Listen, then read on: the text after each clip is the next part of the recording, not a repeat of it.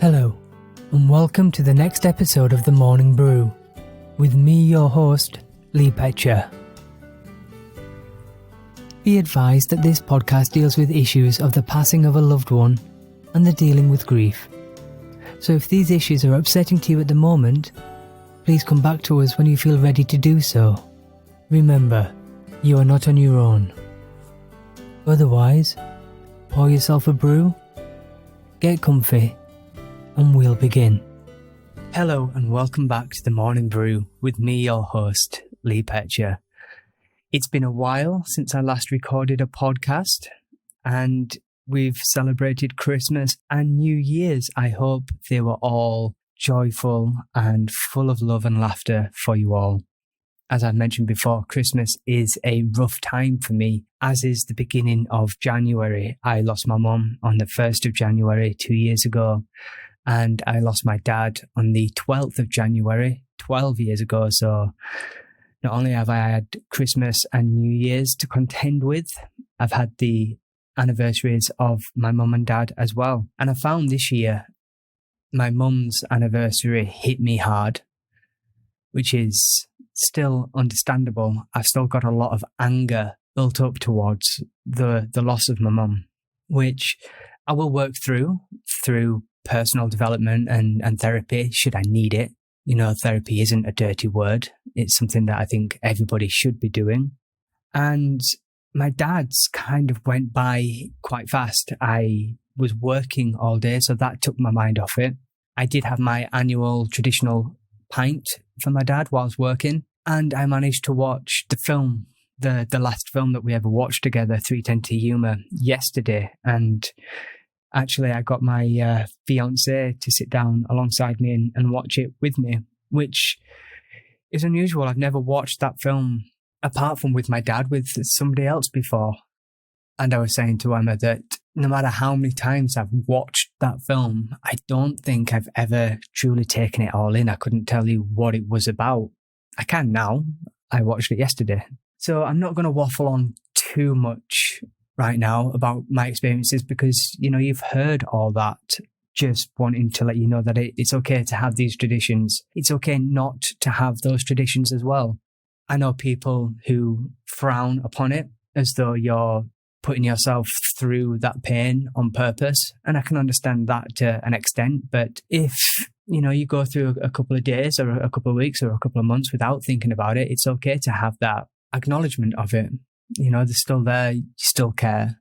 But if you are one of those people that are happy just to let it go and move on and not think about it, that's absolutely fine as well. We all deal with grief in our own ways. And I don't know how many times I can say that, but it's so true.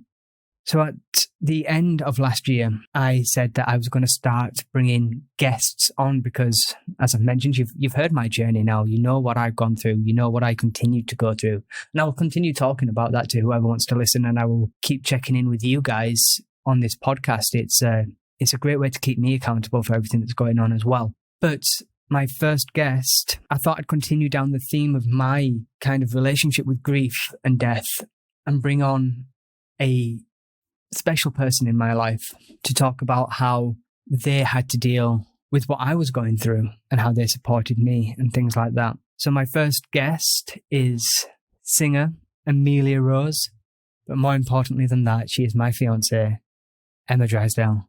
Emma, thank you for being my first guest on the Mourning Brew. You're very welcome. How are you? I start off by asking all my listeners that. How are you today?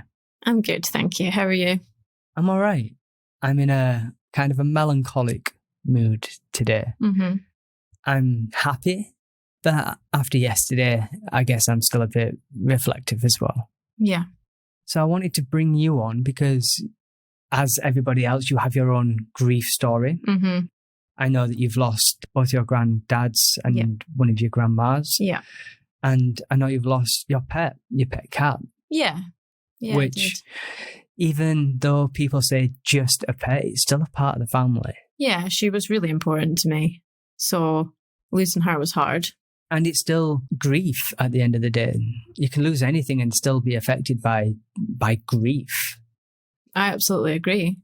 But that isn't the reason I brought you on today. We are going to go into that on a later episode because we've not really spoken about how you've felt about losing your grandparents. I know that you've lost them, but I don't really know how that has affected you. I guess it was such a long time before I met you. The most recent one before I met you was 5 years before that, so 10 years now.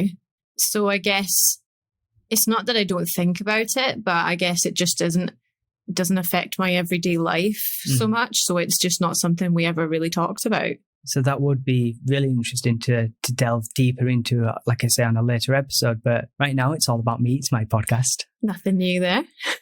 So when I met you, I had lost my dad for a number of years. Mm-hmm. So you never got to meet my dad. No, I didn't. But you did get to meet my mum. Mm-hmm. And a few years later, I lost my mum. And you had to go through all that I went through alongside me, but it must have affected you too.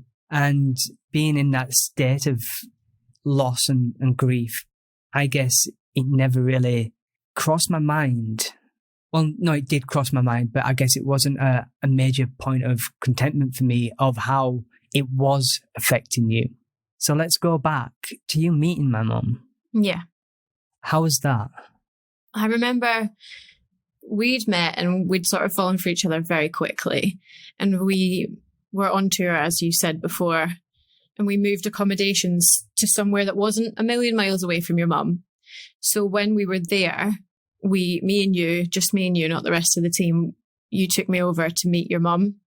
And your mum was one of those people that was like instantly, she was just so welcoming. Like you just knew that if she liked you, you were in for life. Yeah.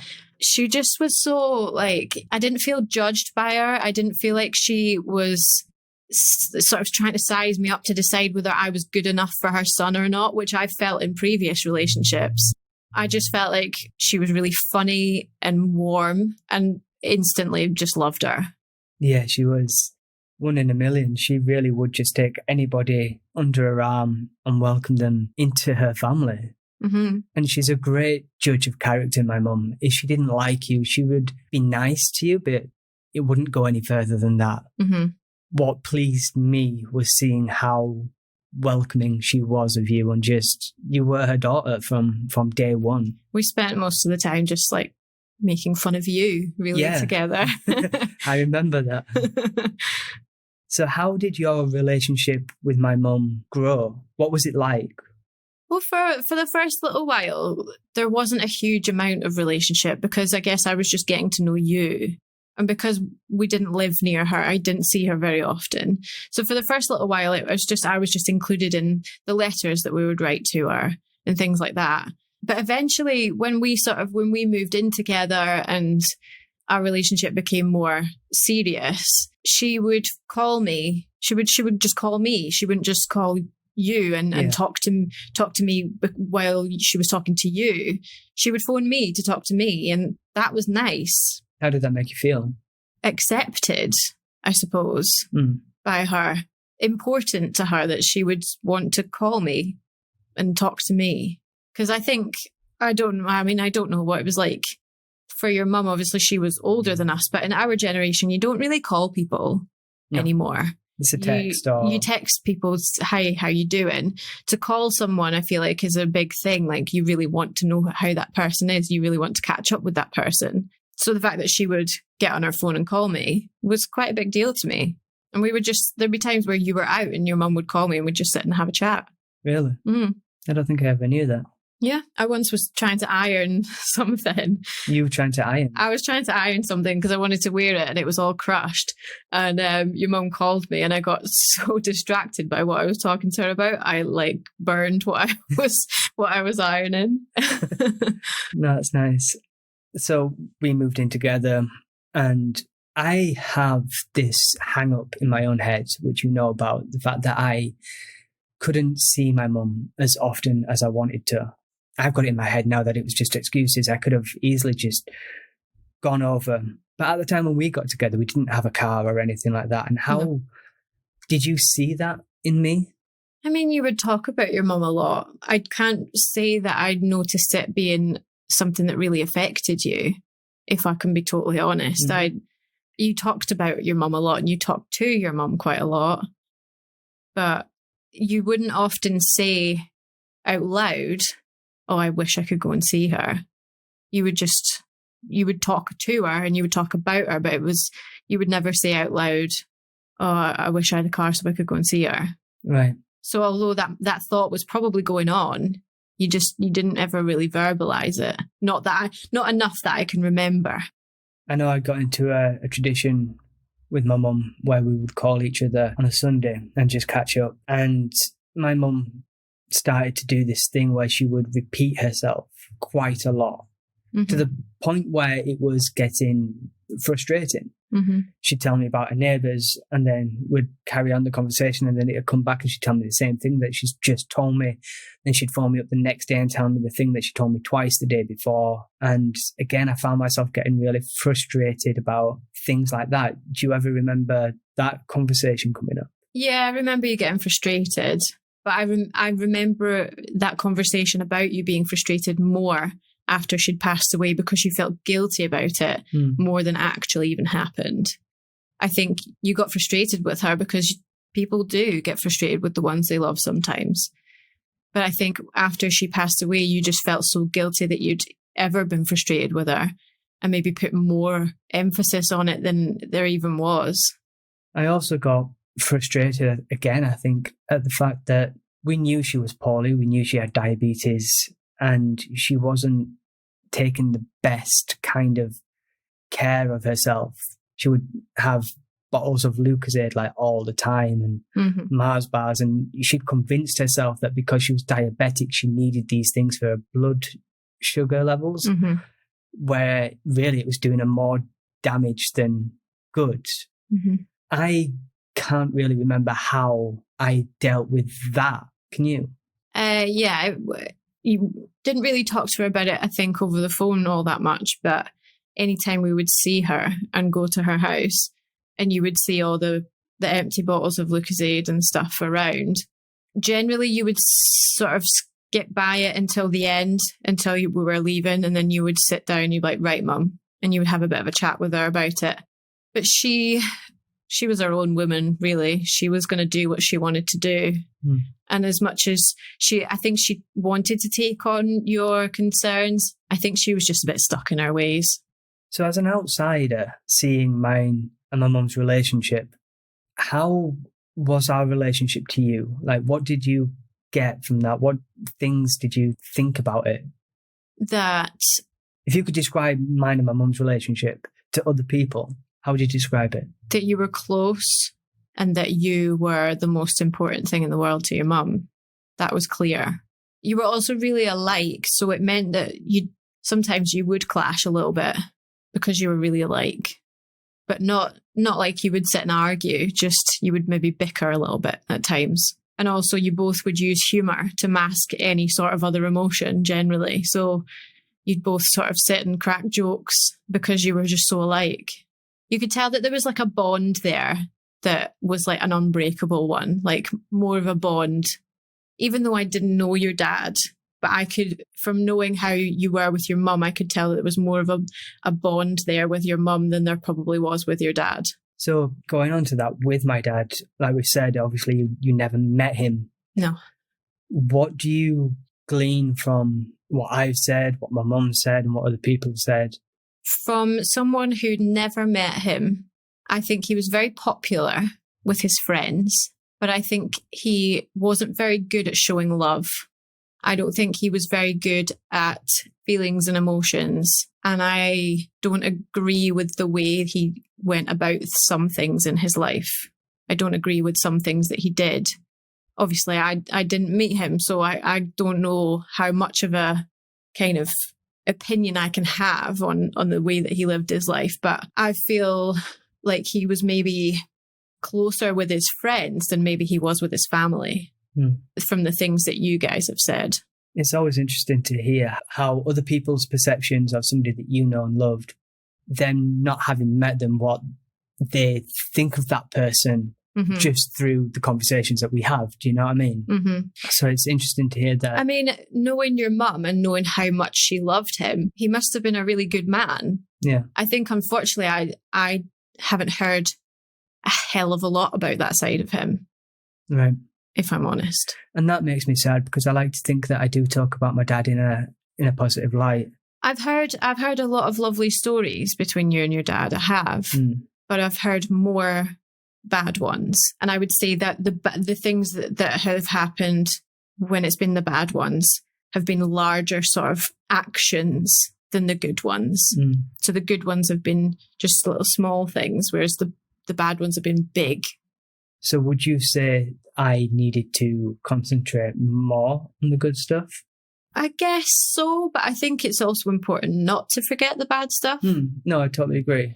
It's like, you've said this before, I think probably on this podcast, but you can't just gloss over it and pretend that none of it happened because they're not here anymore. No, but I don't want to get into that kind of routine of where it's not just glossing over it. I'm focusing on the negative too much. Yeah, I think yes, maybe in your own mind, try and remember the good times a little more. I guess my question to you then would be, and give me the honest answer, would you have wanted to meet my dad? I would have, yes, wanted to meet your dad, yes. I would have concerns that he wouldn't like me, and concerns that maybe things that I would hear or see I wouldn't like very much. What concerns do you have that he wouldn't like you? I think because of the fact that he was best friends with your ex's granddad or whatever. I think maybe because I'm not her, and then they don't get to be family. I don't think that would have been an issue for my dad. Okay. Because, yes, they were best friends at one point. They lost a lot of contact throughout the years. Well, I guess just the way that it's been put across to me had made me think that they were close until the end. I think my dad would have loved you for the sheer fact that you've both got music as a career, and you would have both got lost in those kind of conversations, and he would have talked to you about guitar playing, about singing, about how the music industry is now compared to what it was then. Yeah, I guess we also would have, I think, I agree with the whole music thing, but I think we had very different views on different sort of preferences on music. I don't think he would have liked the music that I like. I don't know. My dad knew what he liked, and he liked what he liked, but he wasn't a snob.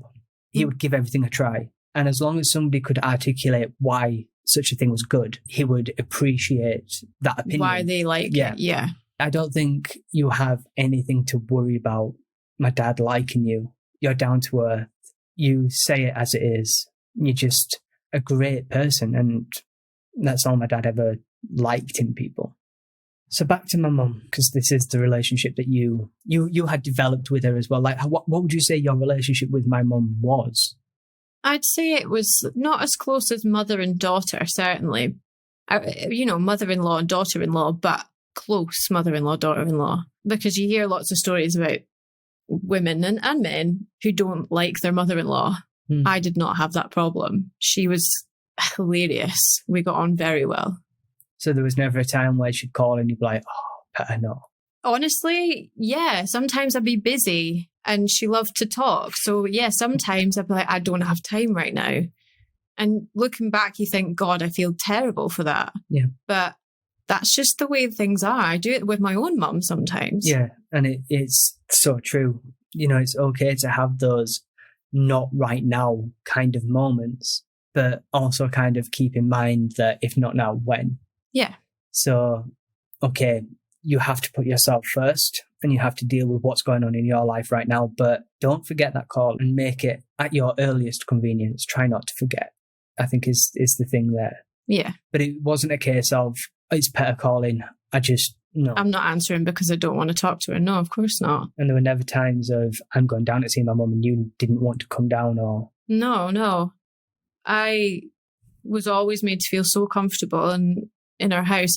The only thing that I didn't enjoy about being in our house was that it smelled of smoke. That was the only thing that bothered me.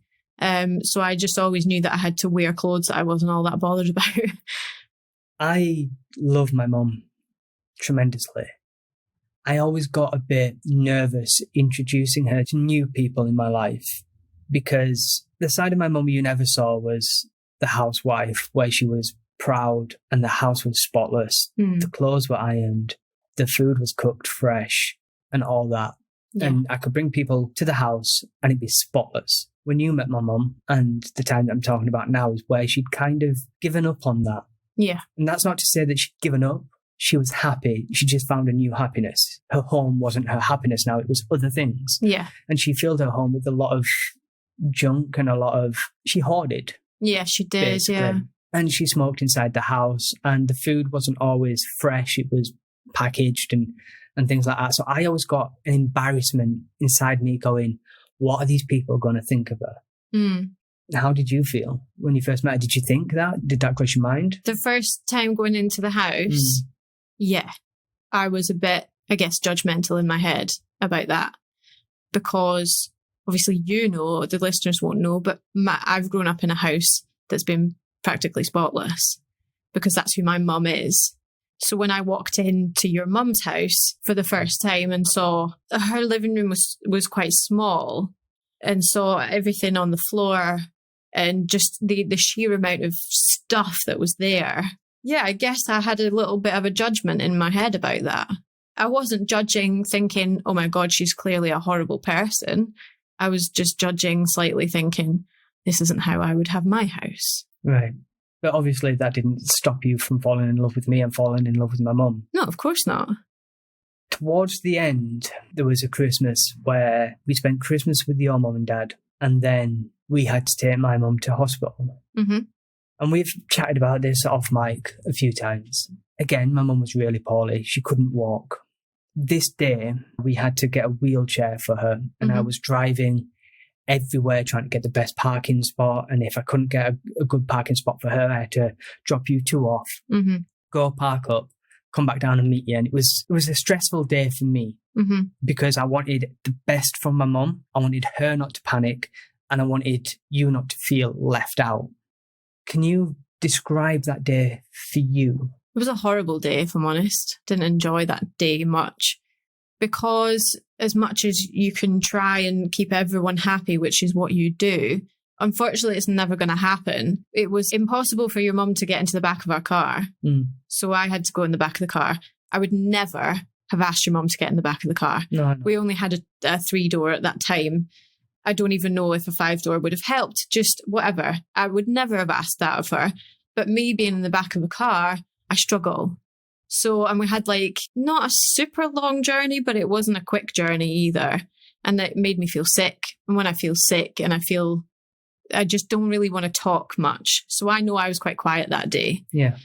But I also was aware that I wanted to help. So I helped your mum down the stairs. I helped by trying to open doors and go in front and open doors. And what happened was your mum thought I was mad at her. And that really hurt me because I was trying to help. Yeah, I think we're reading a book at the moment all about love languages. And I think my mum's love language at the time was different to your love language at the time. You do what I do for you, and that's help, and just make it as easy as possible. And I think my mum, unbeknownst to you, unbeknownst to me, just wanted someone just to chat and to talk to. And it was just a stressful day. We were worried about her. We were worried about her health. We both noticed how much she deteriorated since the last time we'd seen her. I wasn't feeling great. I was worried about you. But then what happened was clearly your mum felt like she was being a burden, and that's just not the case. No, it's not. I was trying to make everything easier by going ahead and doing things first, opening doors, calling the lift, whatever. Yeah, I think whenever you're in that kind of situation in the future, for the listeners out there, is just be honest. Tell the people what you want, what you need, or if you're on the other end of it, what you're trying to do, so that this misinformation doesn't crossfire. Because I know how I feel about certain things with my mum, and we brought it up earlier in this conversation about how in my own head I should have gone to see her more, I should have called her more. I'm guessing that this is something that plays on your mind sometimes with my mum. Yeah, I'm sure that's the last time I saw her, or even possibly spoke to her. So the last thing I would want is for her to think that I was upset that I was there. I was upset that we were having to be there, in terms of I was upset that your mum wasn't well. All I would ever want for anyone is health and for their life to be easy. And your mum's life was just getting gradually harder in terms of her health. So yeah, I wasn't enjoying being in the hospital, but it wasn't because I didn't want to be there. It wasn't because I was like, oh, I've got so many other places I could be right now. No, it was, I would rather be doing something else with your mum. I would rather be, out doing something fun rather than having to cart her around the hospital because she's not well. Especially at Christmas as well. There's loads of other things that we could have been doing, like you said, just me, you and my mum, rather than an unpleasant hospital trip. But she loved you so much. And even though that thought crossed her mind, I'm sure as soon as it crossed, it went. Because once I explained that, Mum, this is what she's doing, she's just trying to make it easier for all of us right now, she will have gone, actually, yeah, I understand that. Yeah. Again, it's just a different way of showing each other that you love each other. You wanted me to spend as much time with my mum on that particular day, so you ran off and got the wheelchair, you opened the doors and let me and my mum spend time together, whereas my mum kind of wanted you there as well. Yeah, I guess it's a lot to do with my past as well, but I just don't want to be I don't want to be a burden either. I don't want to be in the way of your relationship with your mum. And that's interesting. Why would you think that you were a burden? Because I've been made to feel that way before. Very much been made to feel like I was infringing on their family. And I don't want to infringe on your family. Did my mum ever make you feel that way? No, your mum didn't. It's just a me thing. And that's it. I saw this thing earlier about relationships and how it's never just two people in a relationship. It's everybody you've ever met before. Yep. You bring all that baggage into a relationship going forward. Like, people have made you believe one thing, have treated you a different way, and that all influences the way that you are today. So like you said there, that was probably the last time that you saw my mum. Yeah. New Year's Eve, you were singing. Yep. I phoned my mum from the car as she was setting up. Mm-hmm. Did you speak to her then? I don't think I did. I think I was just busy taking things in and out of the car and stuff. I don't think I spoke to her. That New Year's Eve in particular, I got emotional. Yeah. It was 10 years that year that my dad had passed. And did you notice anything about me that night? Not really, apart from just that you were emotional. No, I didn't really notice anything. If I can be totally honest, I was too busy focusing on my job. And that's fine. Like, you weren't to know anything was wrong. You did ask me at midnight, and I told you. We had a bit of a kiss and a cuddle, as you do, midnight. And then the next day, I've spoken about this in length. Yeah. I want to hear the next day through as far as you can from your point of view. So we woke up very late because we'd been up late, obviously, with me singing. And then by the time we'd driven back and stuff. So we woke up really late. We were both in a really good mood. You made me breakfast in bed. I never do that. No, and I was like, oh my God, what a brilliant start to the year. And literally we were sitting having breakfast in bed and your phone started ringing. It was Iris, your mum's friend. And she said, we can't wake your mum up. It was something along the lines of that. We can't wake your mum up. I just remember I was shaking. I was terrified of what that meant. Why? For you, why were you shaking?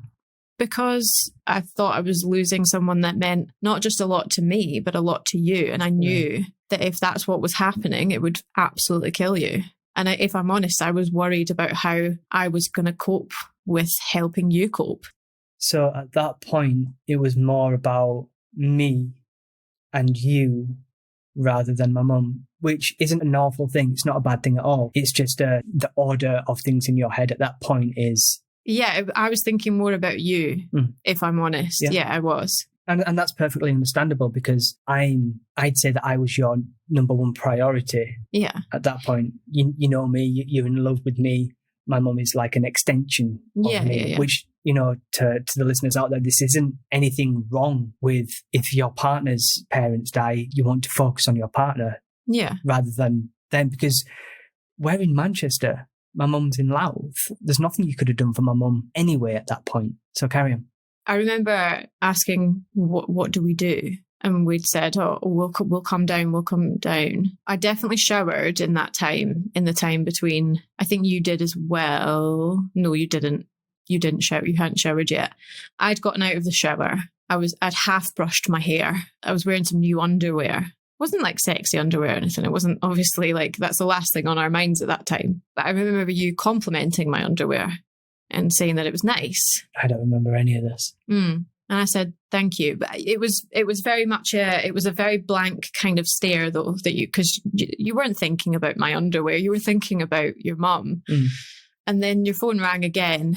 And again, it was your mum's friend. And she said that your mum had gone and that the paramedics had tried, but they couldn't wake her up. And you collapsed, obviously devastated. Collapsed how? Did I fall? Yeah. You kind of collapsed. I kind of caught you a little bit and put you on the bed rather than you collapsing onto the floor. Okay. Because where you were standing, there's a very small space for you to be in. So I kind of put you onto the bed. And then I took the phone. I didn't know what to do because, yes, I've dealt with death before, but I've never been the one that's had to deal with anything because it's always been my parents that have dealt with it, or I've not been a part of that or whatever. So I just said, what do I do? Do we come? Because I didn't know. I just didn't know. Well, you don't. And Iris was like, Iris said, well, yeah, you have to come. And I was like, okay. And we sat for not very long, probably only a couple of minutes. And you said, can you go and get ready, please? And I was like, yes. Because I just wanted to do anything in that moment that was going to help in any way. Right. So, because you were like, can you go and get ready? I was like, yes, I'll go and get ready. I don't really remember much after that until we were in the car and you were insistent that you wanted to drive. And I kept saying, please, can I drive? And you said, no, you wanted to drive. Why did you want to drive? Because I knew that you were going to be upset, and it's crying when you're driving isn't ideal. And I was a bit worried that was going to be unsafe. But again, you were insistent, so I just allowed it to happen. So from what I can gather at this point, you're torn between wanting to take control and doing whatever you can to help. Yeah, pretty much. The next thing I remember was we got another phone call. And obviously you were driving, so I answered on your phone. And it was the paramedic that was on the phone. And they'd said, he was so lovely. He was so lovely. He kept calling her the lovely lady that's passed. You've never said that before. He just was like, we just need to know what we need to do. Do you want us to wait for you? Or do you want us to... Saying that, I don't know if I'm getting a bit confused, but basically I told him where we were and I said, we're still really far away. And he was like, yeah, I know where you are. And then he said something about how they couldn't wait that long and that the coroner was going to have to come and take your mum away by law, I believe, because they couldn't wait that long. And we were told, we'll leave a card and you can call them and you'll be able to go and see her, like, as far as we were aware, like tomorrow. I told you that, and I can't remember what your reaction was to that, but I just was trying to like kind of facilitate what was going on and all that. I remember nothing else about the drive down. I guess there'll have become a point where you'll have just gone a bit numb and probably stopped crying and stuff. But what about you? What was going through your head at that drive down? I can't remember. Yeah. I can't remember. The next thing I remember was getting to your mum's house, and we get there and there's just loads of people there that we just didn't even know. You didn't know. Doesn't matter. Obviously, I might not have known them, but there was just all these people, including children, in your mum's house. I remember thinking, why the hell are you here? Why the hell are your children here in this house right now? You saw the cat, Misty. The cat was sitting in one of the kids' like pushchairs outside in the garden. Yeah. And you saw Misty and you got really upset when you saw Misty. Yeah. Because obviously she meant so much to your mum. And then the people that we didn't know pretty much left straight away, which I was pleased about, because I didn't want you to have to try and be nice to people that you don't know whilst you've just arrived at your mum's house when she's passed away. So you hugged Iris, and then I don't really remember much else apart from the fact that we didn't know where we were going to sleep that night, and we ended up sleeping on the couch together because we're not going to sleep in your mum's bed. Obviously, that's where she passed away as well. And there was a room available. I don't know if you've talked about that, but there was a room available, but the keys were missing because your mum still had the keys from when we were there at Christmas, because that's where we would stay every time we'd go.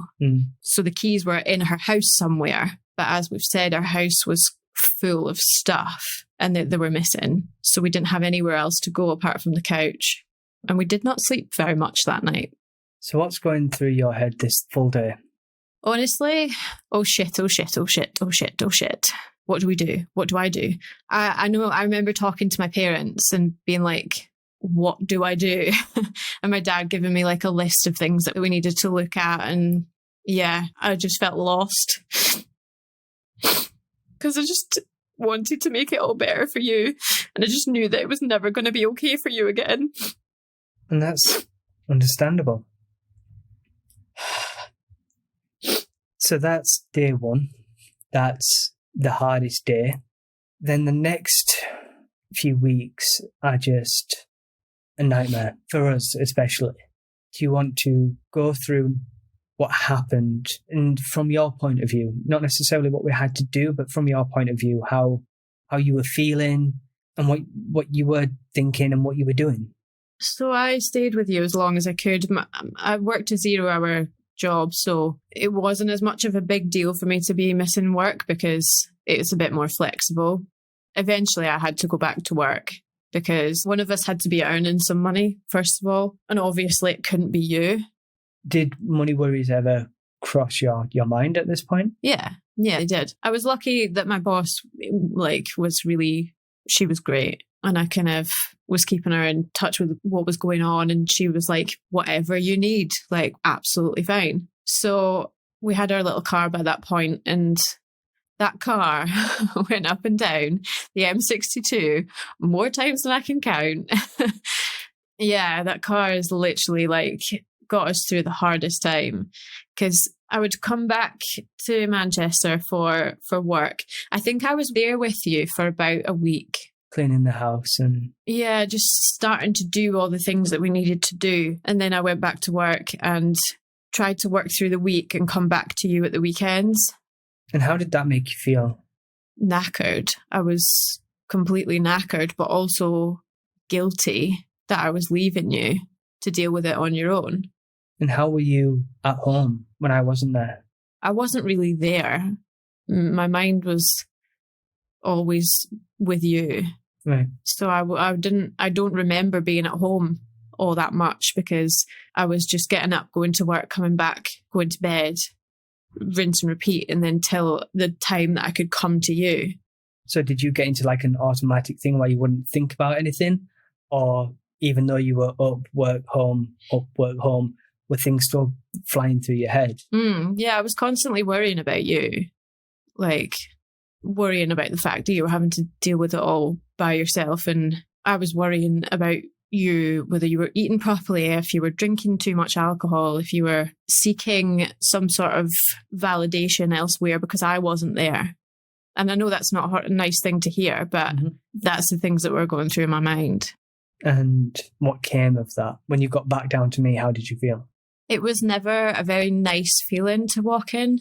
I guess it was kind of like reality would hit again when I would come back down, because it's slightly easier to forget what's happened if you're away. But then when you're there and you're surrounded by all of your mum's stuff and all of the multiple things that you have to do when someone passes away, I guess it was like reality hit. And I just remember feeling a bit sort of run ragged because I was trying to drive to you, and then it wasn't very often that you would be happy to sit and do nothing because I'm assuming, I mean, you can say now, but I'm assuming it was to try and keep you from just wanting to sit and break down. It was partly that. The more I worked, the less I had time to focus on one single thing. But also, I always knew that we were up against this deadline of getting my mum's house emptied of all the stuff, cleaned and stripped bare. Yeah. And I think we only just made that deadline. Yeah, we did. So I knew if I stopped at any point, I'd be putting extra pressure on myself. Yeah.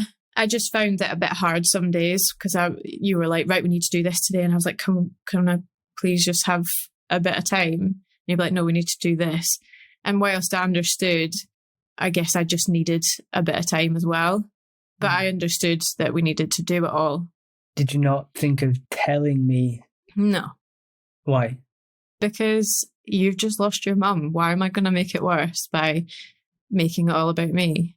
But it's not making it all about you. Sometimes, I've said this several times, you have to be selfish to be selfless. Yeah. If you're running on empty, you're not going to be any good to me. I guess so, but I felt like I needed to do whatever you wanted to do. So that's what I did. And what changes did you see in me those weeks? Did I become more angry? I mean, obviously I was upset and heartbroken, but did another side of my personality come out? You definitely got angrier. But I understood why. So there was the time when you didn't get to see your mum for 3 weeks and I had to cancel some work so that I could drive down and be with you because I wasn't going to let you do that by yourself, especially the first time. Obviously, you did go in and see your mum by yourself numerous other times, but that first time I felt like, I don't know how you would have felt about it, but I felt like you couldn't have done that by yourself. Or I didn't want you to do that by yourself, is more what I mean. Because you would have done it. There was no way you weren't going to go and see your mum that day. But I just wanted to be there with you. So I cancelled some work, had a little bit of shit from someone about it, but it made me realise, like, no, family comes first. I could not care less right now what you think about that. And I drove down straight after work at my other job. So I came in quite late. It was probably 11:30, 12-ish, and you shouted at me for something. And I had to be okay with being that punching bag sometimes, even though in my head I was like, I've cancelled my work and just driven 2.5 hours after work to be here with you, and you're shouting at me. But I had to be that punching bag because who else was going to... No, I know. I'm sorry that I ever made you feel like that. It was never my intent. No, but I knew that. If I thought like you were blaming me or that it was unjust, then like what kind of person would I be? I had to just be okay with being the bad guy sometimes. So throughout that week, you did things that were small, insignificant things to the naked eye, but meant the world to me. Where you went out and you bought me some pajamas. You got me this really comfy hoodie and some joggers. You bought the Lost box set and the Heroes box set for me on DVD to keep me entertained. What was going through your mind when you was doing all that? Again, like literally the overriding thing of this whole time and still now sometimes is what can I do that's going to make it a tiny bit better?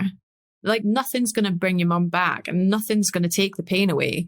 But can I make it just that tiny little bit better by buying you some new pajamas and getting you some socks because you're cold, or giving you something to watch rather than the crap you've been watching on TV, buying you an internet dongle so you could go on the internet because your mum didn't have any internet. Like anything I can do that's going to make it just the smallest bit easier. During this time, did you ever get jealous of anybody else offering me help? Yeah, I did, yeah. I don't remember it so much through that sort of first 4 weeks that's the main sort of time that we're talking about. But it certainly, I felt that way when we went and spread your mum's ashes. When we were in Portsmouth, and you had spread your mum's, the majority of your mum's ashes in the sea there. I went to hug you because you were very upset and you turned away and hugged someone else. That was hurtful because that made me feel like you didn't want me. Whilst we did talk about this at some point, and you said, because that person was your nephew, who's younger than us and was also upset about the whole situation. It was his grandma and everything. You wanted to be there for him, but I wanted to be there for you. And I felt like you were choosing him over me, which like is horrible to say out loud. It's so selfish, but yeah, I was pissed off, to be honest. It's true. It's a matter of fact. People are going to feel jealous. There definitely was times where someone would offer some advice and would get a very different reaction to what I'd sort of get from you, because I was the one that was close to you. So yeah, I guess jealousy probably is the word. I'd be like, why don't you react like that to me? But again, I just had to accept that you were having the worst time of your life and not to try and read into everything you were doing or not doing. So to sum up this little section of like immediately after through to the funeral, what piece of advice would you give to someone who's grieving, like me, in order to help someone who's supporting that person grieving? If they can keep it in their mind. If you can, try and be vocal with exactly what you want. Although that's a very hard thing to ask, because I know that probably you don't know what you want. But if there is something that you do know that you want, just ask for it, because that will make the person who's trying to be there for you feel probably quite useful, because they're like, okay, I know that you need this, because it's very hard to try and figure out what that person you love needs in that time. Like, I didn't know if you needed affection or if you needed me to leave you alone. Sometimes you needed both. It was really hard to know what was the right thing to do. So yeah, if you want a cuddle, ask for a cuddle. If you want to be left alone, tell them you want to be left alone. If you want a pie, tell them you want a pie and they'll go and get you one, you know? So from the funeral through to kind of now, I know it's 2 years. We don't have to break down every single thing, but we've touched upon scattering my mum's ashes. Yeah. How is it living with someone who's lost a parent? Like, how have you continued to support me? And what goes through your head still now? Do you still miss my mum? Yes, I miss your mum. Of course I do. I would say it's been a lot easier for me to come to terms with it, though, because I didn't know her for as long as you did. So I had a lot of my life without your mum. But yeah, of course I miss her. She has left a massive hole in the world.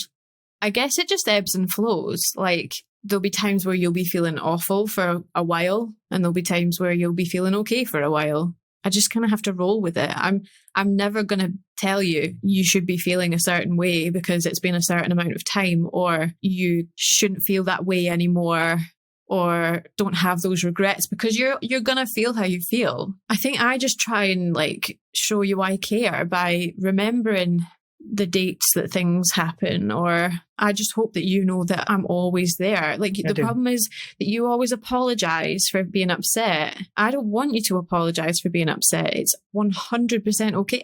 How many times a day do I cry? Like, and if I apologized every time, that's all I would do. So I don't want you to apologize for being upset. Like, I just need you to know that you can be completely open about how you feel. I want you to say to me, I really miss my mum today, because then I know why you're quiet or distant. You don't have to hide it. And the same for your dad. Like, there's times recently where you've been really missing your dad, or you've been feeling guilty about things or whatever. Like, it's the same. Do you ever feel like I've become a bit of a burden? No, of course not. I think there's times where you bring it up when I feel like it's unnecessary, if I can be totally honest. Yeah, please. I can't give you a specific because I can't think of one, but there's been times where I've been like, did that person need to know? But again, if you needed that person to know, you needed that person to know. So it's not necessarily with you, it's just other people. Oh, yeah, no, yeah, with other people, yeah. Do you ever feel that you have to act or do things a certain way? Like I was saying at the beginning of this episode, it was my mum and dad's anniversary. So I have these little traditions now on their anniversary. Mm-hmm. Do you feel like you have to get involved with them? Do you feel like it's unnecessary? I don't think it's unnecessary. No, I think it's a good thing to have them, if I'm honest. I don't feel like I have to get involved, but I also feel like it would maybe be a bit crap of me to not get involved. Like, if you wanted to do that on your own, then I would understand. Like, that the film that we watched, if you said to me, do you know what, I'd really like to watch this on my own, I would have understood that. And I think I asked you. You did. But I also want you to know that I care. So I want to get involved. I find it a bit difficult sometimes because I don't want to be the person to mention it. So, for example, on New Year's Day, when it was your mum's anniversary, I didn't wake up in the morning and go, are you okay? Now, is that the right thing for me to do? I don't know. I guess I just got on with the day and I know that other people then started to message you about it. And I could see when that was happening because you would start to look more upset. And then we were talking to my parents that day and my mum mentioned it and you seemed really awkward, like you didn't want to talk about it. So I always just tried to be like, I tried to be your spokesperson a little bit. I could tell you didn't want to talk about it. So I was like, so anyway, and tried to move it along. And it's not that I don't want to talk about it. It's because I feel like you didn't want to. Okay. And is that a role that you've just put on yourself, or do you think that's a role that I've put on you without saying it? No, I don't think it's anything to do with you, if I'm honest. I think it's a protective thing because I don't want you to be upset. And I know that you're going to be, but if I can make that day a bit better for you, then that's what I'd like to do. So that day I tried to sort of watch a lot of movies with you that you really like. And we watched a movie that your mum really liked and stuff like that. But I feel like you were trying to not be upset all day. And I don't know why. I don't know whether it's because you thought I didn't want you to be upset. Well, no, I don't want you to be upset. But if you want to sit and cry all day, then you sit and cry all day. Do you know what I mean? Yeah. It's just, it's a really hard line to be on because I don't want to sit and go, so how are you feeling about your mum's death? But I also don't want you to think I'm ignoring it. Do you know what I mean? Yeah. So I just kind of try and, I'm not going to open the conversation, but be very much ready for it. I think on those kind of days, it's okay for you to open up that conversation because I am more likely to open up to you and be more free with you. And if I can have that with you before anybody else attacks me with that, and I don't mean attack as in, it's an awful thing, but it can come out of the blue sometimes and it just like, it feels like an attack. Do you know what I mean? It's like a shock. So if I have that conversation with you, like over breakfast, and you go, look, today's such and such a day, how are you feeling? Yeah. Then it kind of eases me into it. It's kind of like a birthday. Do you know what I mean? If I was to wake up on my birthday, the first thing you're going to say to me is happy birthday before I look at my phone. Yeah. And then get other people's happy birthdays. I guess so. I think the way I see it is that if you don't seem like you're upset, I don't want to say something that's going to upset you. I understand that. But I think on those days, it's safe to assume that I'd probably be upset. So it's okay just to ask. Okay. And I may come around and go, actually, no, I'm okay today. But thank you for asking. So we are planning on getting married. Yes. It was always a big thing for me to have my mum and my dad at the wedding, but my mum especially, and to have kids so my mum could have her own grandchild, like blood grandchild. I'm not saying that her grandchildren now aren't her grandchildren, they are. But that was a massive thing for me. And going into the planning of the wedding, and then, we are planning on having a family as well. How does that affect you not having my mum and dad around? Like, that'll mean our kids don't have grandparents and things like that. Again, it affects me because it affects you. I don't mean that horribly because it's not that it doesn't affect me personally, but it affects you, so then it affects me. I mean, it sucks that your parents won't be there at our wedding. That absolutely sucks. I got really emotional the other day thinking about my dad walking me down the aisle. If that couldn't happen, that would absolutely suck. You said something to me a couple of weeks ago about how me and your best man need to make sure that your parents are part of the day. And I think, yes, obviously, but I think that's on you as well to make sure they're part of the day because they're your parents. So you tell us what you want and we'll make it happen. Like, I feel like you've kind of put that on me, but that's really a you thing, which I'm 100% available to help with. For kids, again, it's very sad that they will not meet their paternal grandparents. Like, I was really lucky to know all of my grandparents. And I suppose it's just going to be really important that they know about your parents. But again, that's more something for you because I don't know them well enough to be able to tell our kids much about them. But they're always going to know, and they're always going to know them by name. They'll talk about them. They'll know what they look like. I want to make sure that we have plenty of pictures of them around because you don't know much about your mum's parents. No. And we don't want that to be the same thing for our kids about your parents. Yeah. No, I totally understand that. I guess the reason I ask is because I know how close your family is, your mum, your dad, you, Sarah. Yeah. And I think that's a lovely thing. I wonder if there's any disappointment there, even if it's just slight, that my parents aren't going to be a part of that family.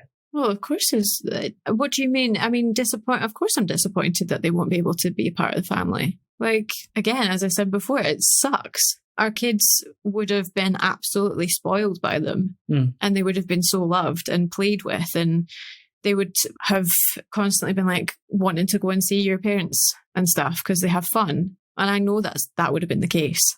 So yeah, of course I'm disappointed. At the moment, we have my mum and dad, part of their ashes anyway, on our fireplace. I don't think I've ever asked you this. How do you feel about that?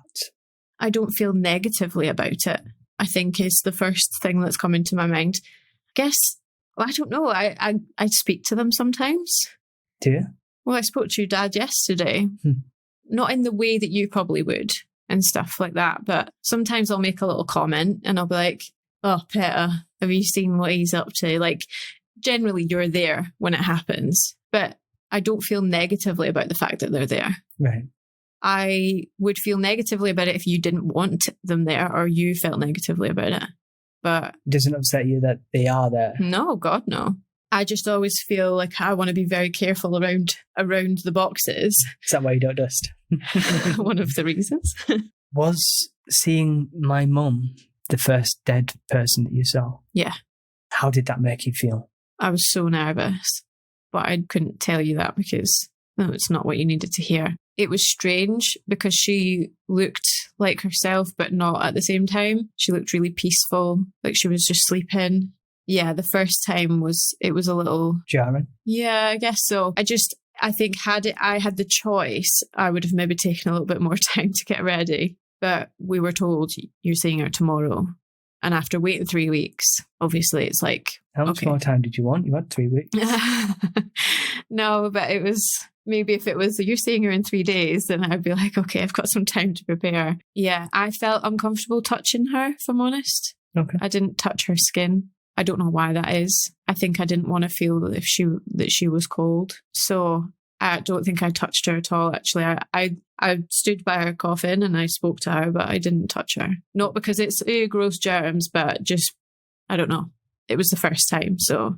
And I guess I didn't touch her all that much when she was alive. We would hug her like once every time I saw her, but she wasn't super touchy in terms of with me. I don't think she was really with you that much. And what was going through your head when you first saw her? Honestly, I kept thinking I could see her move, which is weird. Like that sounds a bit childish, but I wasn't scared, but I just kept thinking, I'm sure I just saw her move. But honestly, again, for me, it was more, I was thinking about you because you were there and it was the first time you'd seen her. So the main reason we brought you on this podcast, and we're coming to a close now, what lessons have you learnt from, the passing of my mum and dealing with me through my grief? Like you mentioned one earlier, that the family comes before work. Yeah. Is there anything else that this whole experience has taught you? Yeah, there's been quite a lot of things, I suppose. I think number one, it showed me how I really felt about you. I knew I loved you, but I think going through something like that with someone can make you really realise like who they are and like whether you want to be with them forever. And I think I realised that, and I think you maybe slightly also realised that because of how I was with you.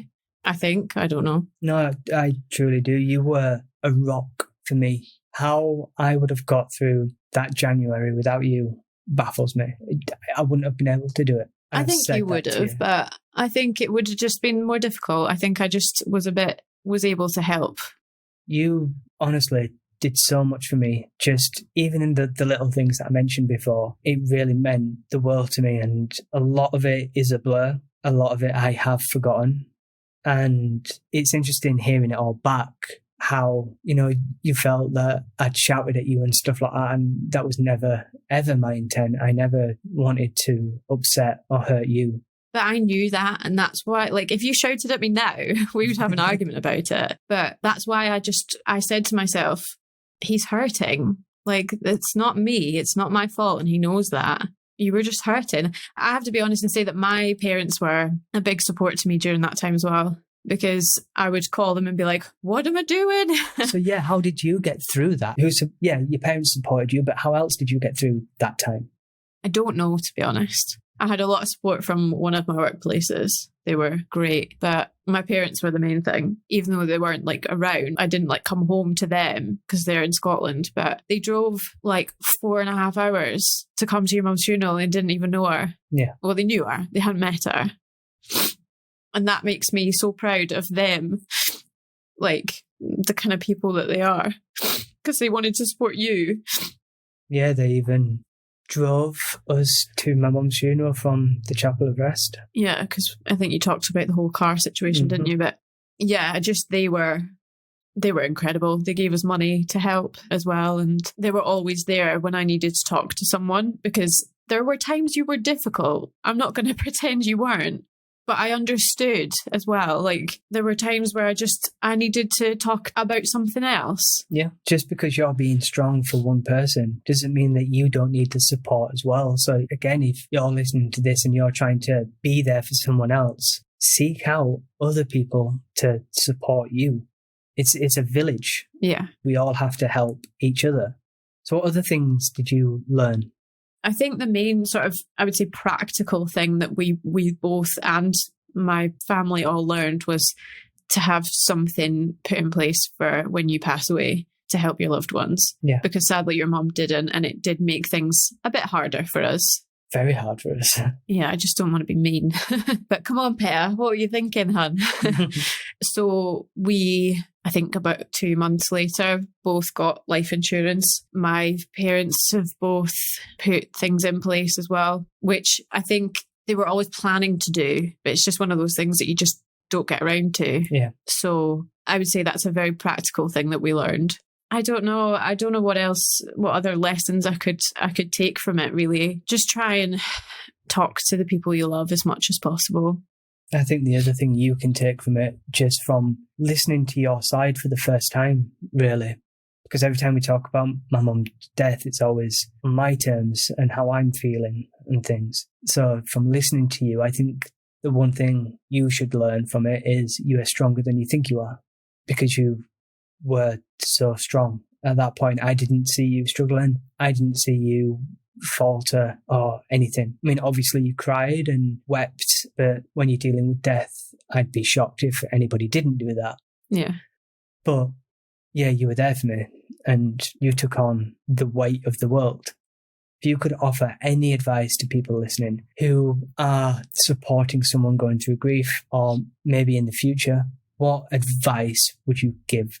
Try not to take anything personally. If the person that you love has lost someone and they're angry or, blaming you in whatever way, don't take it personally. Don't let that ruin your relationship, because they don't mean it.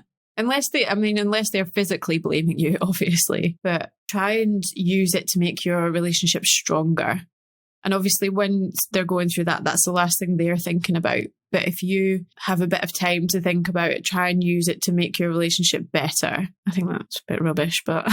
No, it's not rubbish at all. It's true. Like, people are going to react in different ways, and some people might just lash out. I said at the beginning of this podcast, when I think about my mum's death, I still get angry. There is still anger issues there with something, and I'm not sure what, whether it's the medical profession who didn't find what was wrong with my mum on that hospital visit that we were at. Because I was there, I was in the room with all of them, and they all said she's fine. Like, she had a bit of back problem and this, that, and the other, but everything else was fine. She even mentioned about breathing. And then... It wasn't her breathing though, was it? No, it was her heart. End. But I think it's all connected somehow. She had too much going on in her little body. She was a little lady who just had a lot of different health problems, and I genuinely just think her heart just couldn't cope anymore.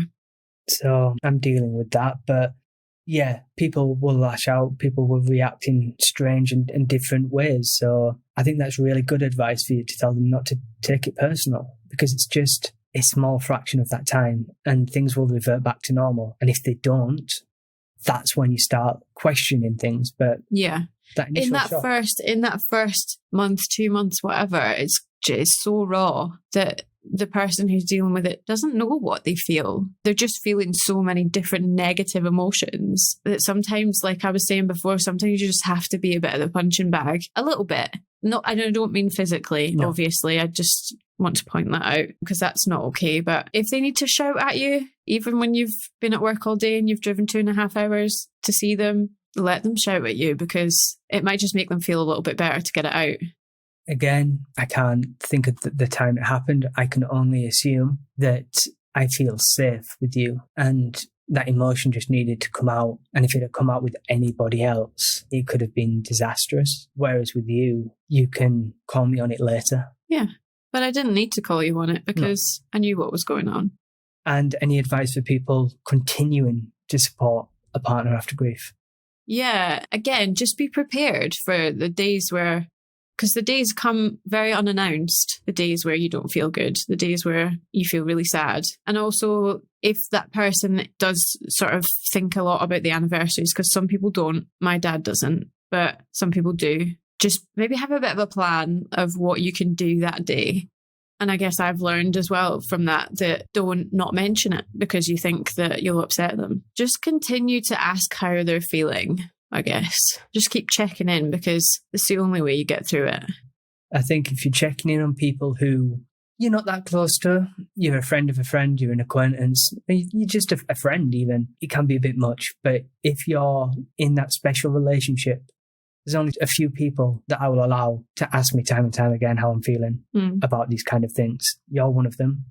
But if other people were to continuously ask me, that's when I'd start to get annoyed. So don't just do it to Joe Boggs down the street every time you meet him. But if you're in that special circle of friends, that's when it's okay.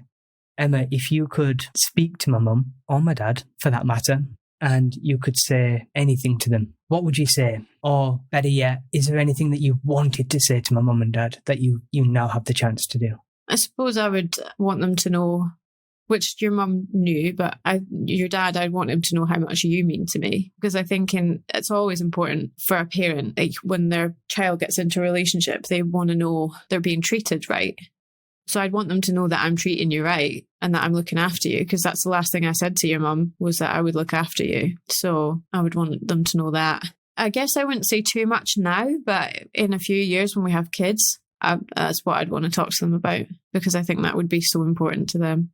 Well, thank you so much, Emma, for that breakdown. It's really enlightening to me. Like I said, I don't think we've ever sat down and talked about your experiences through that. And I learned a lot. So thank you. Thank you for being so open and so honest.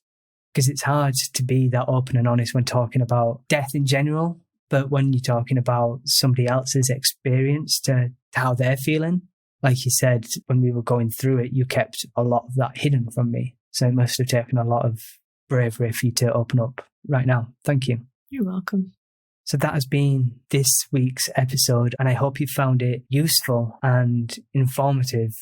It's another long one, and again, a very emotional one. So please, if you have liked this episode, reach out to me at the Mourning Brew on Instagram and Twitter. On Apple iTunes, please give me a rate and a review. And please reach out to Emma as well on Instagram and Twitter.